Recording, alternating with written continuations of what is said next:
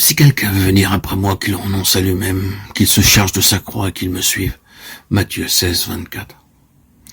Renoncer à soi-même. D'un mot, le Seigneur va droit au but. Il arrive que l'homme soit prêt à renoncer à certaines choses, à des choses agréables. Il arrive qu'il soit prêt à renoncer au péché. Mais renoncer à soi-même, à ce moi qu'il chérit tant, renoncer à en faire le mobile de sa vie, le ressort de ses actions, détrôner le moi pour que Jésus prenne sa place. La première, que cela est bien plus difficile. Renoncer à soi-même, frères et sœurs bien-aimés en Christ, l'emploi de tout autre mot eût amoindri, limité le champ d'action de la croix, et par conséquent, limiter la délivrance. En effet, chers amis, le résultat ultime de la croix, c'est l'affranchissement de soi-même, la délivrance du moi.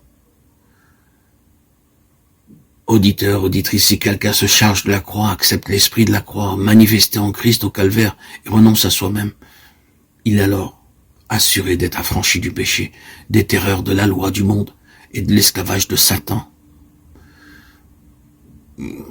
Qu'il soit 1000 fois béni cet évangile du calvaire dans sa simplicité, sa profondeur, son efficacité, sa sagesse, car le moi est bien la cause de tous les troubles, de toutes les rébellions, tous les égoïsmes, de l'orgueil et du péché.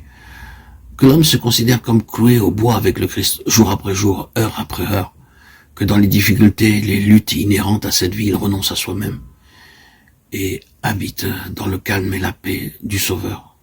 Suivant celui qui l'a précédé dans le chemin de la croix, cet homme suivra l'agneau, non seulement jusqu'au calvaire, mais jusqu'au ciel même où il partagera son trône. Y aurait-il pour les disciples un autre chemin que celui que le Christ a suivi? Évidemment non. Le Christ a pris sur la croix la place du pécheur. Quiconque veut le suivre et accepter ses enseignements doit prendre à son tour la croix de Christ. Lorsque les disciples avaient commencé à suivre Jésus de Nazareth, ils n'avaient sûrement jamais entrevu la possibilité du calvaire. Jésus les avait appelés, ils crurent qu'il était le Christ et le suivirent.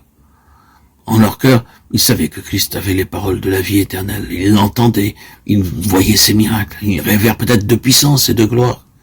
Mais jamais, certainement, la croix n'a paru à leurs yeux. Même lorsque Jésus leur annonça ouvertement, et ils ne comprirent pas. Luc 9, 43, 44. Il en va toujours de même avec la plupart des enfants de Dieu. Ils n'envisagent pas la possibilité de la croix. Mais les premiers disciples ne savaient pas ce que nous savons. La tragédie du calvaire ne s'était pas encore déroulée sous leurs yeux. Ceux qui suivent un Seigneur crucifié doivent l'être à leur tour. Ici-bas, la croix.